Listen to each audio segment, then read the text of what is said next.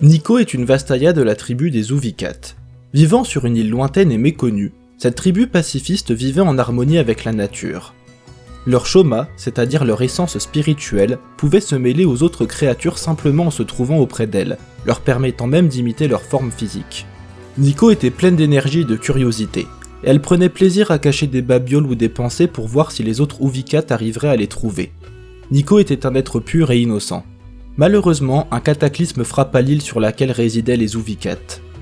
Les anciens de la tribu firent preuve d'une grande présence d'esprit, ce qui permit à Nico de s'enfuir. Elle prit la forme d'un oiseau et s'envola loin de l'île, pendant que le reste des Uvicat était consumé par les flammes. Désormais seule survivante de sa tribu, Nico vola pendant des jours, jusqu'à s'effondrer dans la mer, désespérée et épuisée. Elle fut secourue par un navire marchand. Une fois à bord du navire, elle tenta d'invoquer dans le royaume spirituel les membres de sa tribu disparus. Mais elle ne perçut en réponse que des échos affligés et dispersés, et les images d'imposants arbres dépéris suspendus au-dessus d'un horizon fragile et inconnu. Le navire finit par arriver à Harelport, non loin d'Ishtal. Nico y découvrit un tout nouveau monde. N'importe quel Uvicat aurait eu peur, mais Nico n'était pas n'importe quel Uvicat. Le port bruissait de personnalités et d'histoires uniques, d'étrangers aux formes et aux motivations diverses et variées. Cet endroit était celui d'innombrables histoires et vécus qui la fascinaient complètement. Elle fut repérée par un marin Vastaya, qui lui demanda de quelle tribu elle venait. Nico ne le comprenait pas, alors elle puisa dans son Shoma pour prendre son apparence, et lui faire comprendre que ses intentions étaient pures.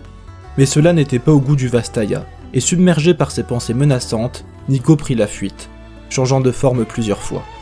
Nico se réfugia dans la forêt tropicale. Elle ne comprenait pas comment il était possible de communiquer qu'avec des mots. Cela lui semblait tellement restrictif. En quête d'apaisement, elle prit la forme d'un félin de la jungle et se mit à courir à leur côté. Leur chef se révéla être une femme métamorphe qui répondait au nom de Nidali. Nico éprouva une affinité particulière avec Nidali.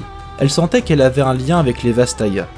Leur amitié grandit, et pendant des mois Nico et Nidali arpentèrent ensemble la nature sauvage.